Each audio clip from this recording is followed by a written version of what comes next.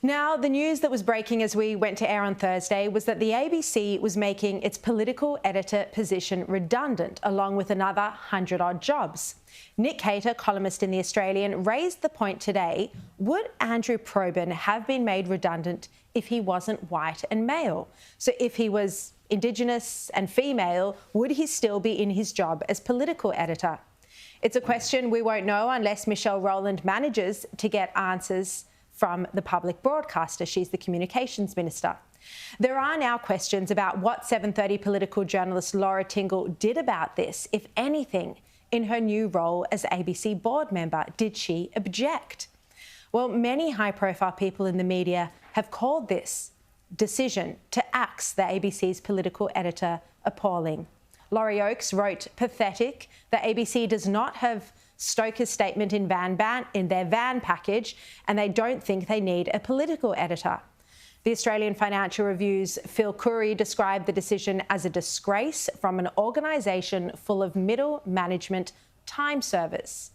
And even the ABC's own political reporter Matthew Doran bravely tweeted, "Working in Parliament House, you regularly come across gobsmacking decisions, usually made by elected representatives in this building. Today, it's our own organisation and in our own bureau. A very sad day for this venerable institution."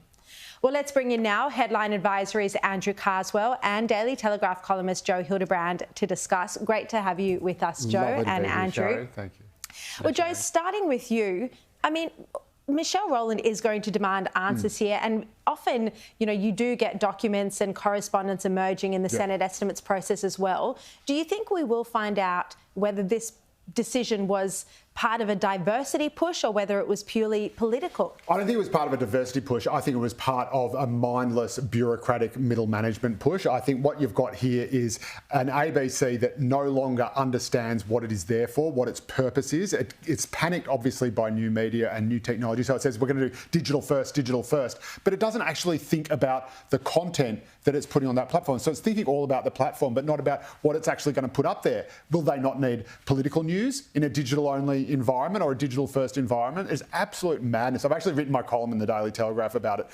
tomorrow, and the more I wrote, the angrier I got, because it is just bean-counting middle management bureaucrats who have no idea about what the ABC is actually supposed to do. Andrew Carswell, do you think Laura Tingle should make a statement addressing the questions about whether she did stand up for staff in her new role as ABC board member? Well, Sharri, I think there will be a few journalists, particularly in the ABC bureau here in Canberra, that will be wanting to rescind their vote for Laura Tingle to get her on the board. I think there'll be some people that would be very disappointed in that. And I think if Laura was the chief political editor of the ABC, the Canberra bureau here, there would still be a chief political editor role here.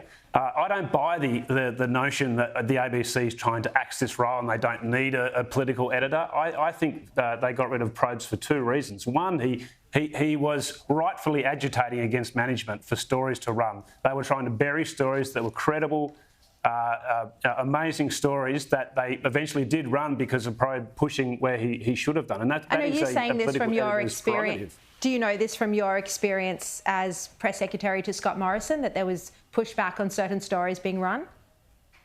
There was definitely pushback, particularly the story in relation to Lydia Thorpe's bikie boyfriend. That story was going to be buried until Probst stood up and challenged management over that story, and rightfully so. It was a terrific story and it deserved to be aired.